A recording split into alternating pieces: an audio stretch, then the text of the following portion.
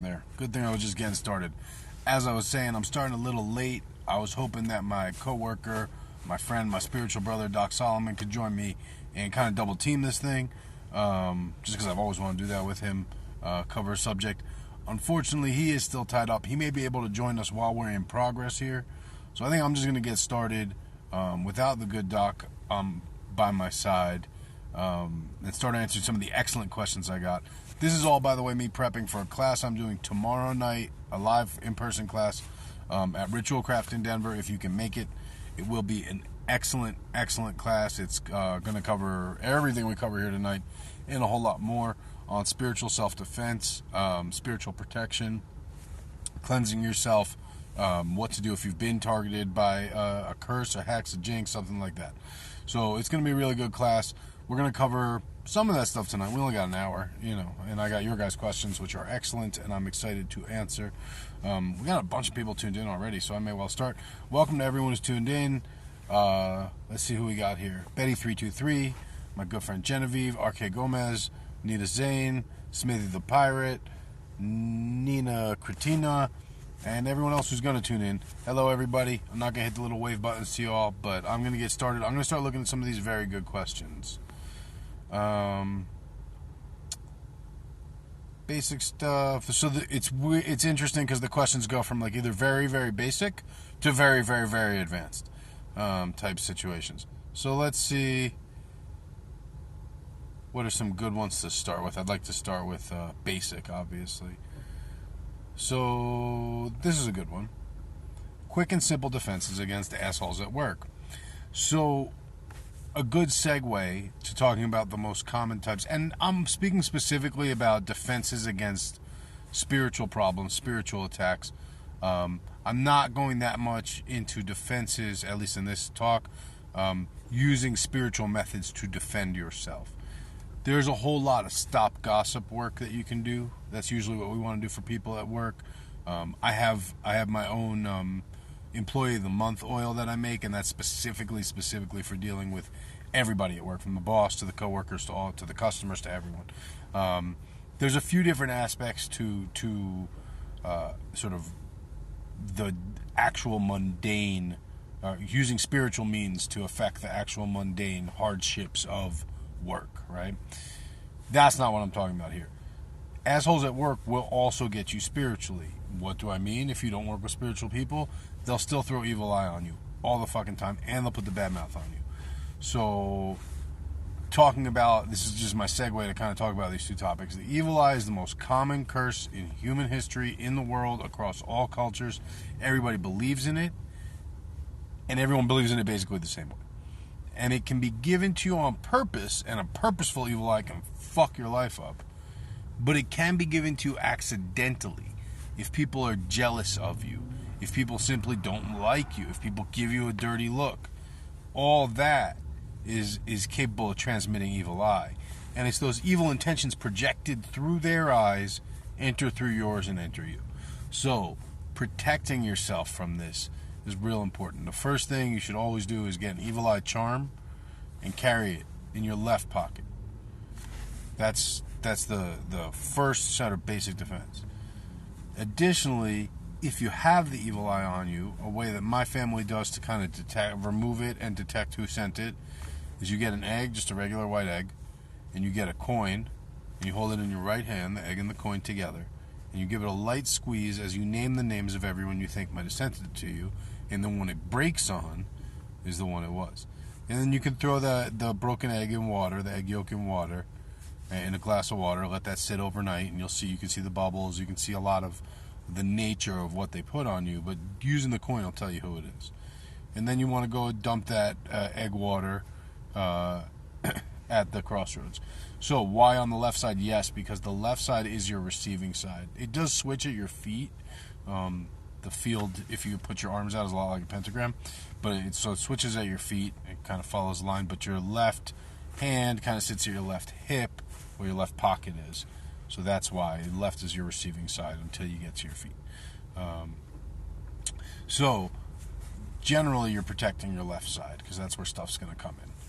Now on your feet, I switch it up personally. So quick and simple defenses that you have against evil eye, again, are going to be just carrying an evil eye charm. And that can be the eye, Nazir, or the Hamsa, the hand with the charm. Another thing that people are going to put on you is the bad mouth. And defending against the bad mouth is really more in your behavior. But staying out of people's mouths is really important. Because people talking about you talking about yourself to them, and you talking about your projects, and you talking about your goals, and you talking about your anything, can set it up to all be undermined. So that's something to think about. There are definitely herbs and roots and things you can use, again, for a specifically professional situation. But I'm just talking about the spiritual attacks that can come on you and the defenses you should put up. Another thing that can happen at work is, because this happens at work a lot because you don't choose who you work with. You just kind of get stuck with the coworkers that you have there, right? So another thing that can happen at work is where you end up being connected with someone who's what they call an energy vampire. That is someone who just drains your energy when you're in the room with them. And one of the main thing to do is get the hell out of there. Yes, there are stones you can carry to sort of protect you and ground that discharging energy, but just don't spend time around them, because you can slow down the drain. They will always drain your energy. And that's going to segue to our next question, which is going to be about what you do when you go home. But we got a good question in chat. Is there a difference between the Eye of Hamsa versus the Eye of Fatima, or the hand and the hand of Fatima? No, it's the same. It depends on the culture it came from, is all, and that's what they attribute it back to. But it's the same charm. It has the same purpose. And if you mean, is there a difference between the eye and the hand? They work the same way. They use it. If you get a hand, it should have an eye on it too. I'll tell you that. So the next question: how do I protect my home from bringing in negative outside energy? Because that's the other thing that can happen too at work, is that someone could either sort of start draining your energy, or something can attach to you because you're outside in the world. Depending on the job you have, let's say you work at a bar, you're dealing with strangers who are intoxicated, you can easily pick up something that's on one of them. The most important thing that I kind of do, I keep a bottle of Florida water in my car, and I just wash my hands, wash my head. I pop my hat off, wash my head, wash my hands before I go in the house. If I've had any interactions with anything outside the absolute norm, and really, I don't do it as much as I should do it every day. Protections on the house itself are really important. 9 devil shoestrings wrapped in red thread, and their prayers and blessings to go over it. Hang that over your front door, and that'll keep things from coming in. It'll catch up the devil if he tries to come in your house. Devil's pods, same thing. I have other protections I've put over my front door. There's workings people do with Santa Muerte and razor blades around the front door that are very effective, very good spiritual protection. I just don't do it because I got little kids. I don't want to put razor blades around my door. Classic one is railroad spikes. 2 railroad spikes. You heat them up in fire, you get them hot, and the cross railroad spikes go over your front door, and they keep evil out. There's various types of bottles. Different people put different waters behind the front door in a bottle, and you'll roll that bottle with your foot to get rid of someone. Psalms for the front door in the chat. Yeah, so that's a whole other thing. You can put any psalm or scripture on a parchment and put that parchment on your front door, under your front door, in your stoop, whatever. Specifically, in basically every observant Jewish home, there's a little thingy on the front door that's called a mezuzah. Inside that is a parchment scroll, and on that parchment is written a prayer, the Ve'ahavta, and that's it's also in scripture. So that, if you just look up mezuzah scroll, Mezuzah, that'll be, you can copy the exact language there, and that's, every Jewish home has that on the front door. It harkens back to in Exodus when they put the lamb's blood on the front door during the angel of death, and then the angel of death passed over those houses. So that's one of the very small handful of common remaining Jewish practices that connect with the ancient magical traditions. Those parchment amulets were used for everything, including the front door. Now, and many different types were used. Now there's one type that's still used on the front door, but you can absolutely use Psalms, you can use Scripture, and that's a great way to do it. Similar concept as far as like working the door frame is dressing your door frame and your window frames with oil, a fiery oil of protection oil, a St. Michael oil, any sort of protective oil. So these are some of the things you do from at your front door. So there's kind of two things. How do you protect your home from bringing in the outside negative energy? That will protect the home from bringing in energy that's not attached to you, just energy that might come in, energy that might come in on a guest. And if you do this stuff, you'll be very interested to see when you open, like a neighbor knocks on. I got one neighbor, and I got my eye on her. I had my eye on her, and now all the more so, because I increased my front door defenses. And she knocked on the door the other day. I opened the door. She like won't walk in. She won't walk in, and then if you invite her in, she's very uncomfortable taking that step over the threshold.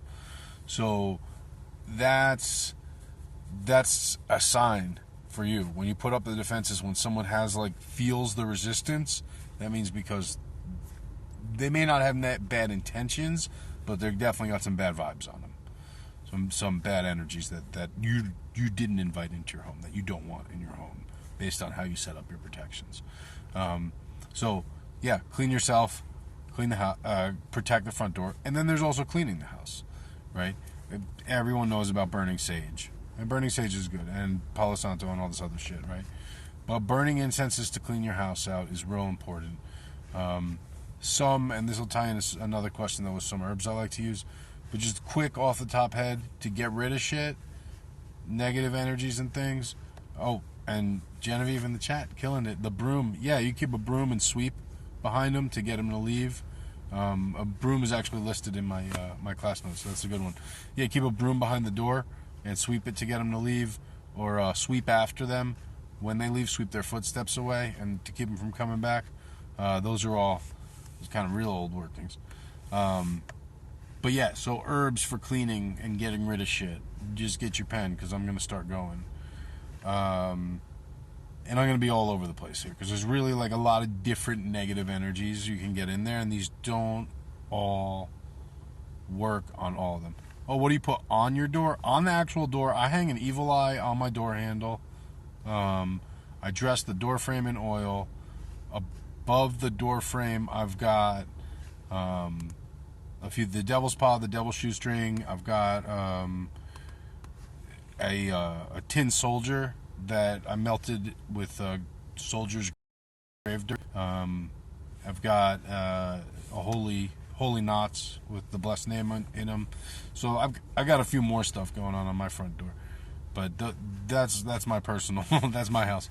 And the windows, you just want to do stuff for windows too. Any entrances and exits is really where you want to make your protections in your home. And then I got a bottle that I have stuck wedged between the door frame and the wall, and that actually, when I put that up, that specific neighbor began hesitating to come in, and that's actually really special. The main things are motherwort and angelica are the main roots in it, but the water in it was water.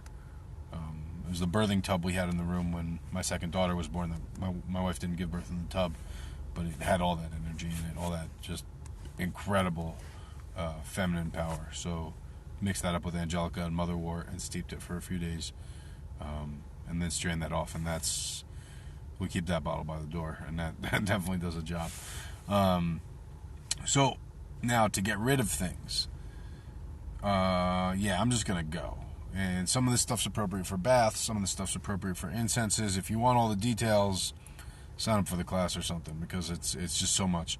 Okay, so rue, agrimony, hyssop, those are standard. Sage is standard. Bay leaf, always, whenever you want to defeat something, bay leaf. To get rid of like nasty shit, demons, and like negative, very negative, sulfur, asafoetida, saltpeter, those are all clutch. Pine is good. Lemon is good. Rosemary is always good because it's protective and it's cleansing. Basil can be good for cleansing evil eye. Chamomile is good for cleansing evil eye. Alum is good for cleansing evil eye if you burn it. And then if it has bubbles, then that's the evil, it shows up as the evil eye, and those pop and it gets rid of it. Boldo is one of my favorite cleansing in like every way. Epazote for cleansing. And then if we go over to like Palitos, Rompe Saragüe, Quita Maldición, what else? Espanta Muertos, depending on what it is. That scares away spirits. Abre Camino is it's road opener, but it's a bitter herb. It clears blockages. I said basil. I said rue. Those are big. Salt is very under considered. Just basic. I mean, not. You start with basic salt. You bless it and consecrate it. But salt captures negative energies, sequesters it, and then you can just sweep it up and get rid of it. Obviously, Florida water to clean out the room. And this stuff can work when you have a house. When you're talking about a home situation, you're usually talking about making this into a floor wash. And, well, first sweeping the floors from the back to the front, out the front door. Floor wash, mopping the floors from the back to the front. You just put in a spray bottle, spray the house down, and mop the ceilings, mop everything back to front, right? Top to bottom, and then back to front. So you're removing it. If you want to bring luck in, you do the opposite. You come from the front door to the back. But this is we're all talking about removing. Trying to think of other herbs and spices and such that I use. I mean, that's the most of it. That if you got that toolkit, that'll get you pretty far. I'm sure I'm missing a few things, but that's enough. If you're trying to cleanse a space from muertos, then you get Espanta Muerto. It scares them away. That's exactly what you use. That's what that one's for. Arrasa con todo is the other one. That's more to get things off you, get like witchcraft and curses off you. But yeah, Espanta Muertos will get rid of them. Pine is also good for muertos, for dead spirits. I would definitely use bay leaf in that. Dragon's blood is another, with the incense, the resin, is another one that ends up in a lot of those if you're burning incenses.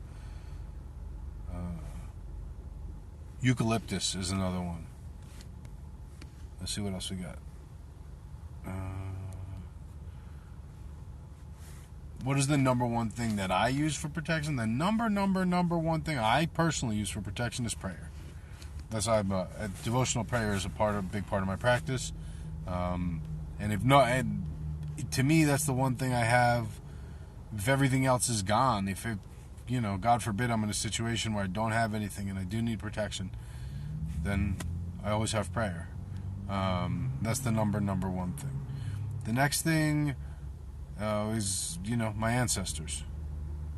That's before I go to anything outside that. Prayer, then my connection to my ancestors. Those are my first two layers of protection. The next thing on top of that, then, for my personal protections, my work with St. Michael, my St. Michael medal, things like that. Then on top of that, Santa Muerte. Those are my. You got to get past all that if you want to get to me, and that's before I start with roots and things like that. So that's how I see it. But it starts with my prayer, my relationship with God, and the next layer is my ancestors. And should be, whether you pray or not, your relationship with your divinity is your first, and your relationship and your connection with your ancestors is your second layer of protection. No matter who you are, no matter what you do, no matter what your practice is. What else we got here? Will the Sephora kit get rid of demons? No, it'll probably bring them. Haha. What else we got? We got jokes, obviously. Favorite herbs to use for protection? So I actually talked about herbs for banishing there. For protection, devil's shoestring is my number one. I carry it in my pocket, really. Yeah, that's my very, very favorite. There's Angelica is the other one. Angelica root. So Angelica root is called Archangel root, and it's holy to St. Michael. So blessed and consecrated to St. Michael, whole Angelica root is a heck of a pocket piece to carry. Really, really, really nice roots with that. Put in some red string, get some holy knots going in it. That's a really nice root. I also carry coffin nail. It's not an herb, but it's like a curio. And then I carry my evil eye stuff. And it depends what kind of protection you're talking about, too. If you're talking about, like, again, physical protection, not spiritual protection, even on some level, spiritual protection. The red brick dust, iron filings, anvil dust, things like that. Those are all good. Cascarilla is another major that I didn't even bring up. For protection, cascarilla is not an herb. It's powdered eggshell, It looks like chalk. Put that on your hands, you put that on your head, and that kind of gives you a shell, gives you a layer of protection that keeps off, like if I have to go in a graveyard, cascarilla on my hands and on my head. Or if I have to touch something that's cursed or something like that, cascarilla.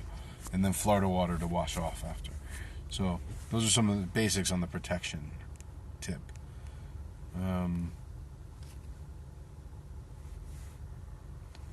Best day or night of the week to work a protection spell? I guess it depends what kind of protection you want to talk about. To me, Tuesday, you got, an hour of Mars on Tuesday ain't bad. And it also depends on who you work with to protect you. If you work with St. Michael, then Sunday. So, both of those are good options.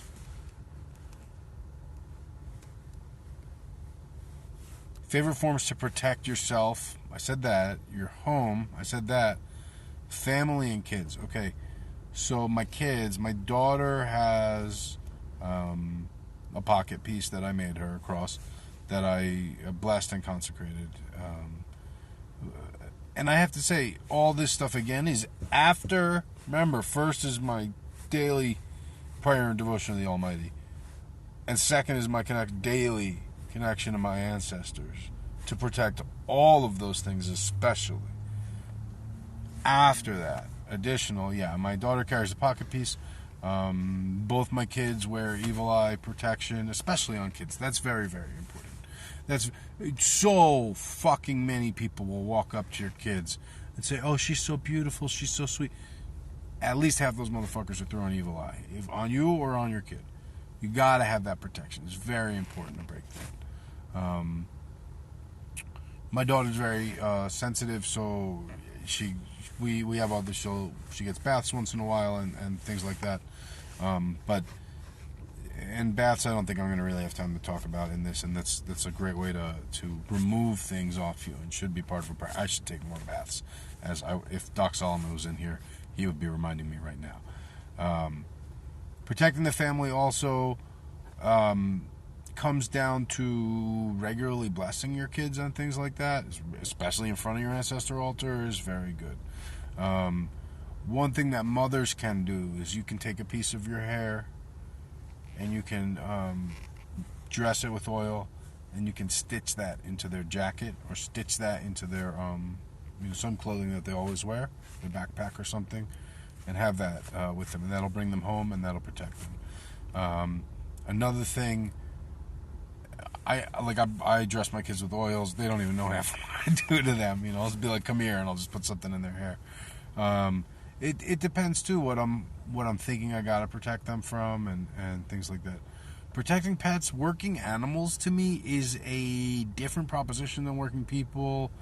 I think they're more sensitive to it, and therefore they can oppose work because they don't necessarily know what's what. So protecting pets, probably you would dress their collars, because that's like the most domesticating aspect they have, and domesticated aspect they have, their collars. So I would dress their collars. You could work things into their collars and things of that nature as well. Other things that I do for my kids, you put a little dirt from your backyard in their shoes to bring them home. That's another one. Things like that.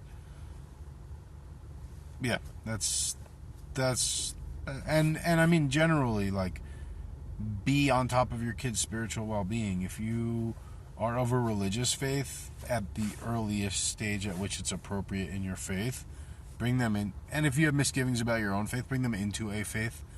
Like the dedication and consecration of a child, be it, circumcision, baptism, whatever it is, depending on the tradition, is really important to give that first level of protection, the connection with the Almighty. So you have yours, whatever that may be, or your connection with divinity.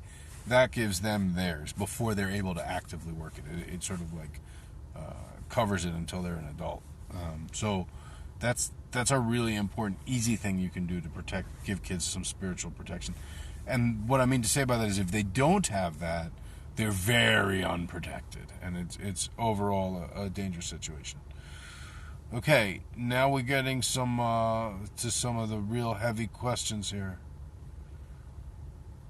Boom. Oh, this is not the one. This is not the one I meant to click, but I'll answer this one. I live with other people. Can I have my ancestor space in my room if I have nowhere else?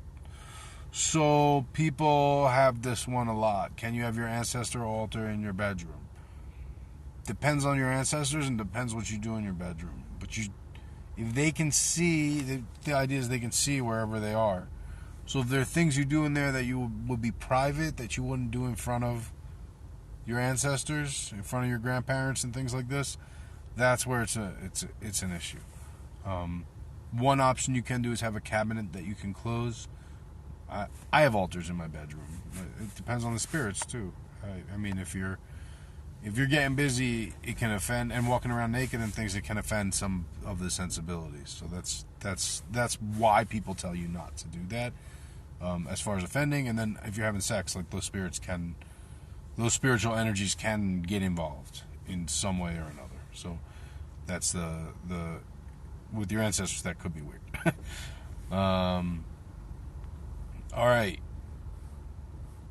heavy questions. Detaching attachments and entities and demons. Those are like levels of things here. So, baths, cleansings, egg cleansings, other further cleansings. I can't even go on. This is very detailed.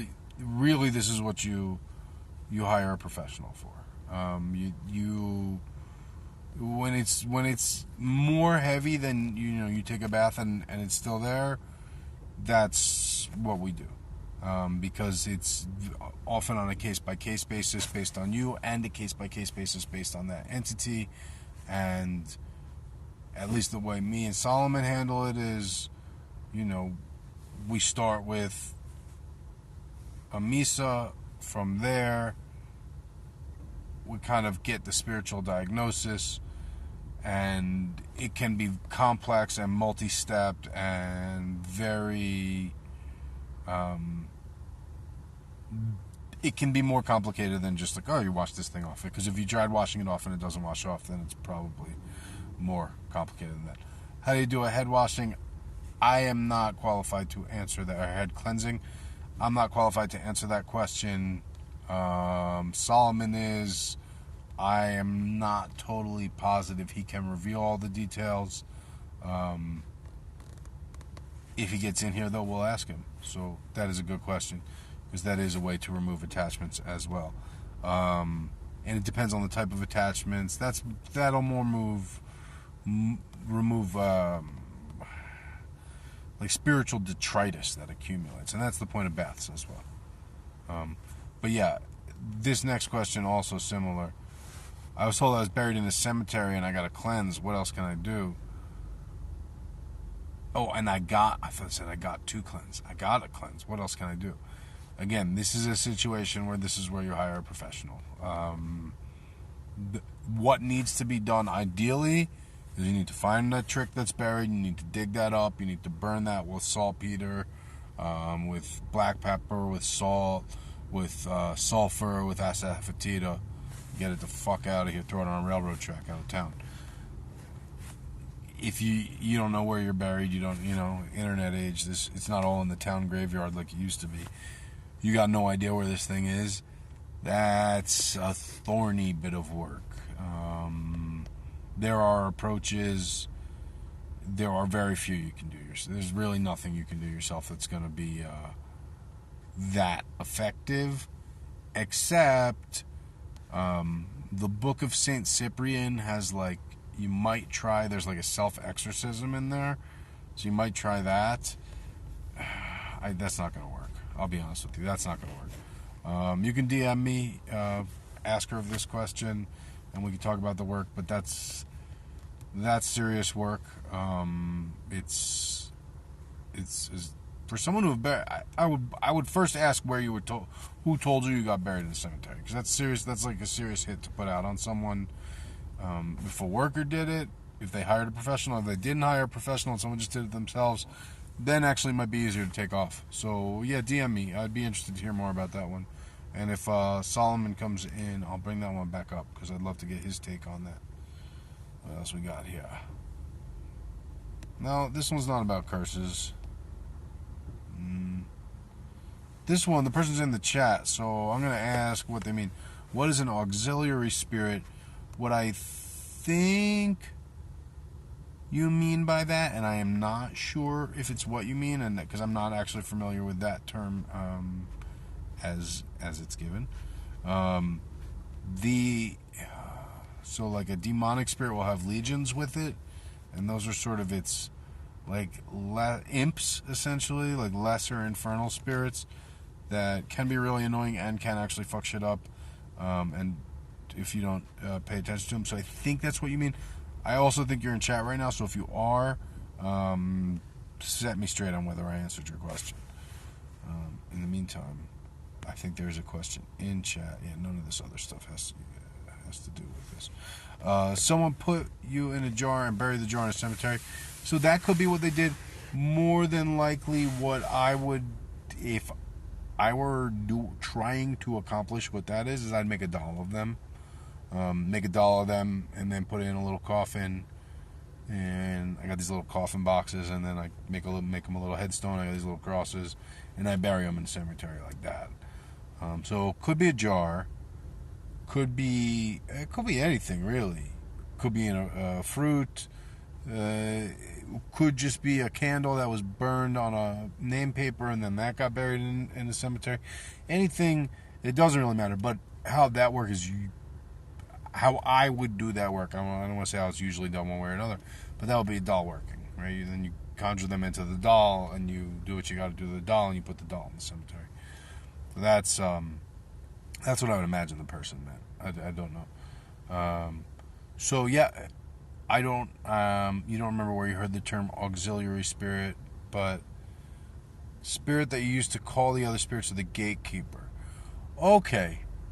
I'm not familiar with that term for it, but totally that liminal gatekeeper spirit.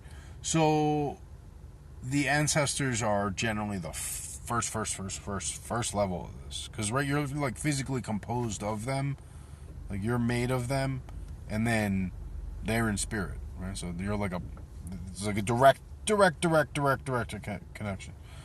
Oh, okay, for Misa. Sure. I really wish Solomon would get in here, because he leads the Misa always. He's initiated. I'm just me.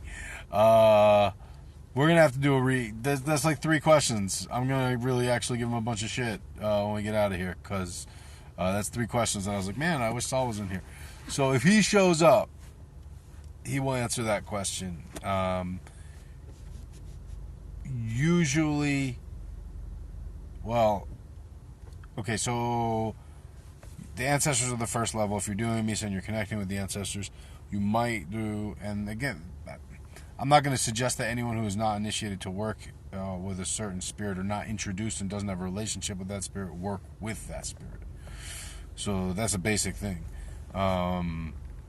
But yeah, totally, working with Ilagua will usually open up before working with any other Orisha and things like this. Like you do have you can work with the spirit to open the way, and to open sort of the door to the spiritual world.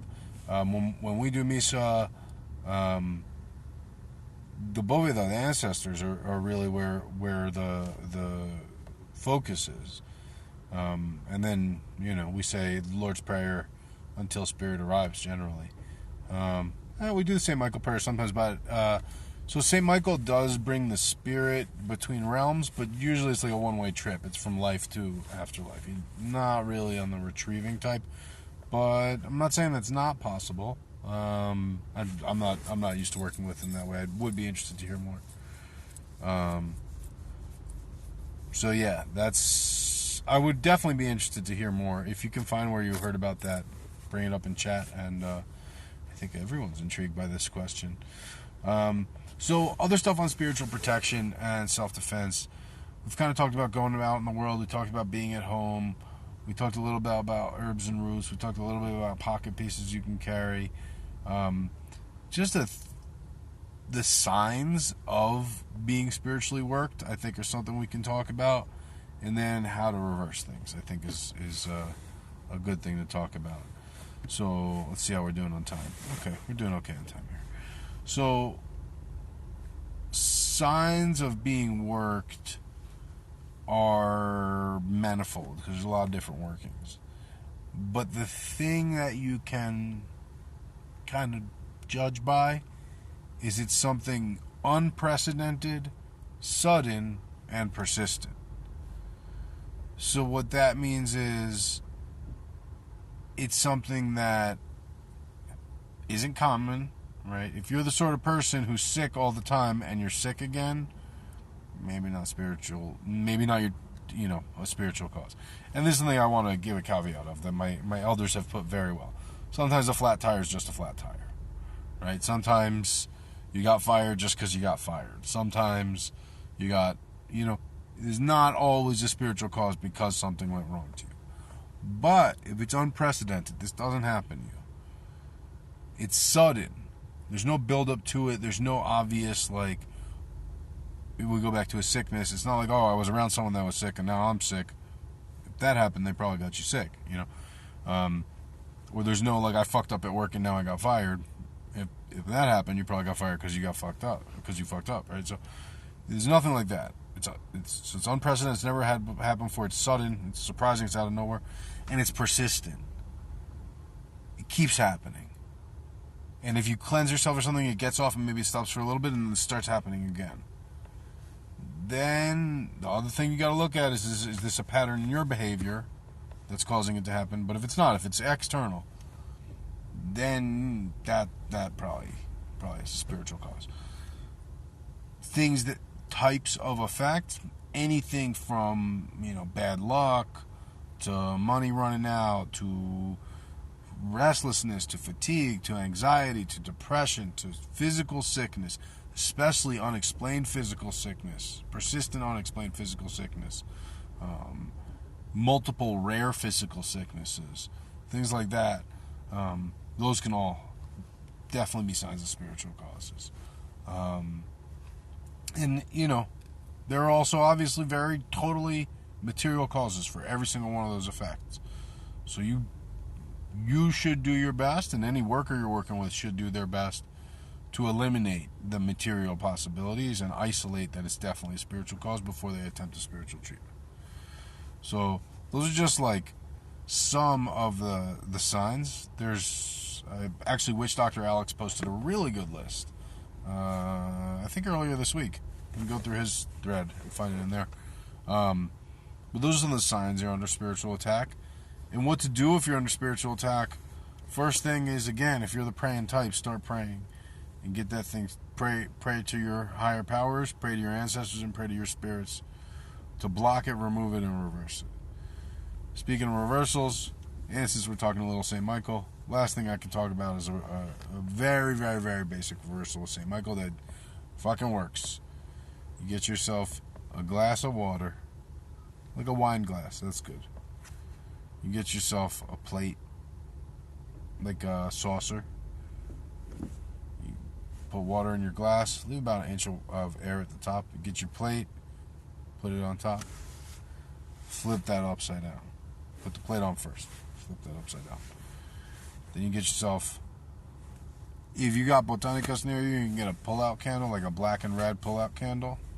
Then you flip it over, you butt it, but otherwise, and butt it means you just burn it upside down. Otherwise, you could just use a white candle, actually. And cut the top of a candle has like the triangle part, and then the wick comes out of it. Cut off the triangle part so it's flat. And then on the other side, shave it so it has a triangle part and the wick sticking out. So you make the candle upside down, and you set that on the top of your upside down glass. You could dress it in fiery wall of protection oil. You could dress it in St. Michael oil. You could dress it in just olive oil. You could dress it with angelica root, for sure. That would be totally appropriate. If you're working with St. you could dress it in dragon's blood. You could dress it in cinnamon. All that's for St. Michael. You could dress it in bay leaf, for sure. You could dress it in saltpeter. You could dress it in a little cayenne pepper, not too much. Again, those are all things for a little bit for St. Michael. So you go ahead and set that on top of the glass, and then you can put a petition underneath the whole thing, under the plate, and pray to St. Michael. Say the St. Michael prayer. St. Michael Archangel, defend us in battle. That one. You can Google it. It's all over the place. You can say the longer prayer to St. Michael if you want, but the short one's sufficient. And then just give a sincere, heartfelt prayer to St. Michael to reverse on whomever sent you the harm. And if you know who they are, you should be putting their name on the name paper underneath. There's things you could do. You could burn in the ash. You could burn the paper in the candle. There's shit you could do. But regardless, you should send it back on them with their name and their date of birth if you can find it. And in telling St. Michael to send it back on them, specify their name, and pray that whatever they sent on you be sent back on them in such a way and to such an extremity that the lesson is learned, the message is received, and it never be done again, if it be the will of God. That's one thing you should do. Whenever you're going to do harmful work on anyone, give it the disclaimer that it should be according to the will of God. So if it's not, the work doesn't happen. If it does, you're good. And that kind of keeps you from doing anything that shouldn't be right. But that's a basic reversal that you could do. I'll probably do one in class tomorrow just because you never know. Other protections, like I said, baths is almost like a whole long topic to get into right now. Baths are very important. Protections while you're sleeping. That's what I forgot. Protections while you're sleeping. Sleep with a glass of water next to the head of your bed that you don't drink from. If it's got bubbles in the morning, you got a lot of spiritual activity. It caught a lot of stuff. And then you can burn incenses. Other things. Camphor. Blocks of camphor in the corners of the house, especially in glasses of water. Bluing. That's a little more for good luck, but that'll also get rid of the evil eye and get rid of certain spirits. In glasses of water in the corners of the house. Those are two real common ones.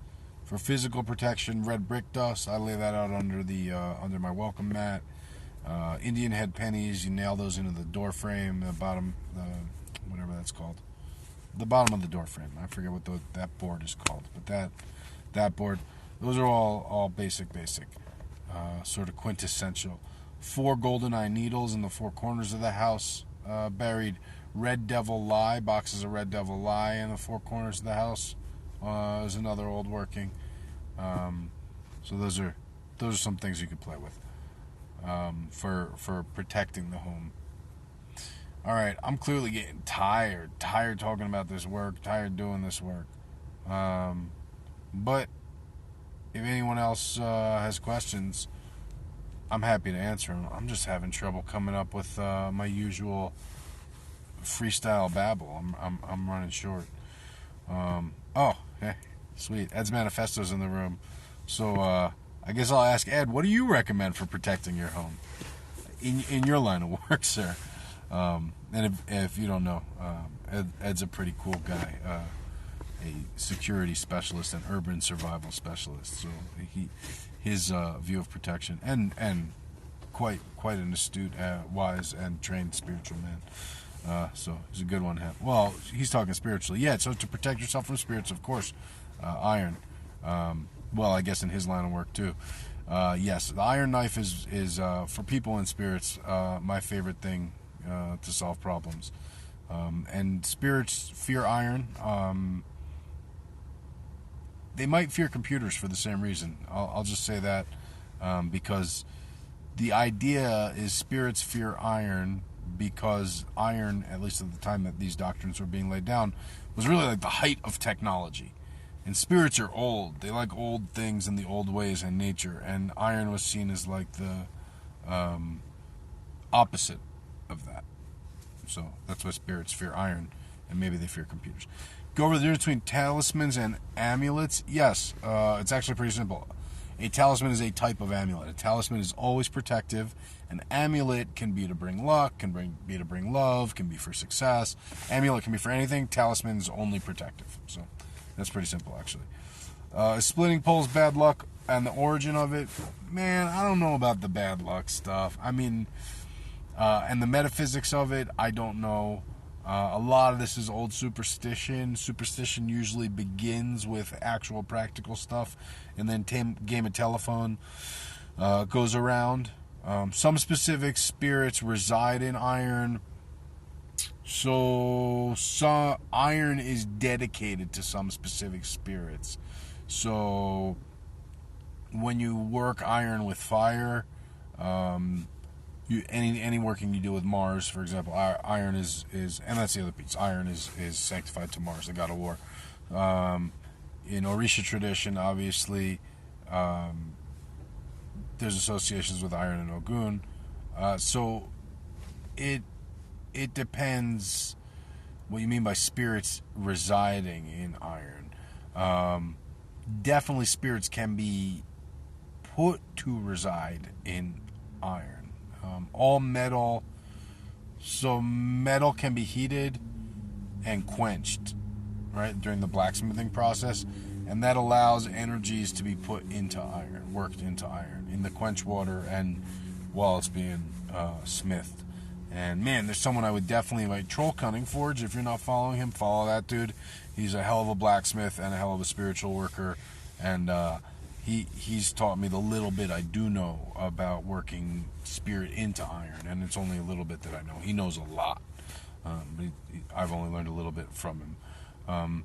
So that's basic protections.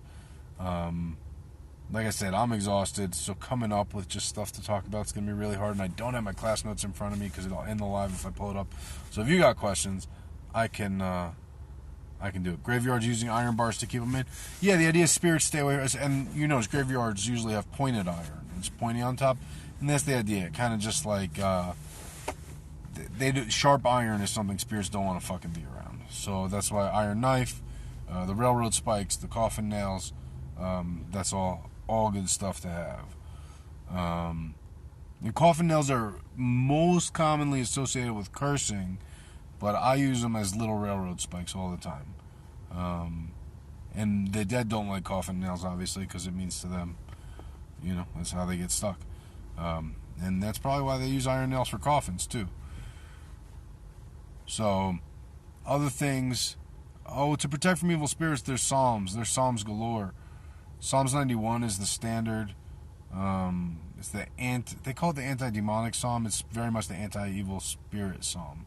And I have my book of Psalms here. Shit, I shouldn't curse in front of it, but I could just flip through and read you guys some Psalms for evil spirits and anti-demonic workings. Let's see. Psalm 5 is to get rid of evil spirits. Psalm 7 is for being pursued by enemies and protection against harm, so that ties in. Psalm 6 is for distress, not necessarily protection. Psalm 9 is for salvation from enemies. Psalm 10 times for demons or any illness. Psalms 11, that's actually a very good general purpose. Evil spirits, wicked people, perils. Psalms 15 is protection from demons. Psalm 16 is peace with enemies, which is not quite protection. Psalms 19, written 10 times on parchment as an amulet against evil spirits.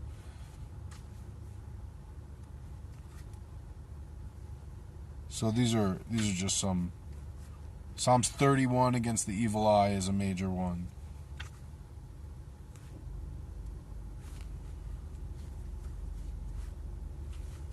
I'm just dipping through the book here and pulling up my main ones. Yeah, Psalms 91, we said. I want to say 61 is another one. I'm flipping through. I'm losing steam, gang. So I apologize for the lack of polish on this part of the broadcast, to be honest with you. But yeah, Psalms is definitely another great one to work. There you go. Psalms 53 is protection against enemies. 53 is to put fear in enemies. So 54 is protection against and avenging enemies.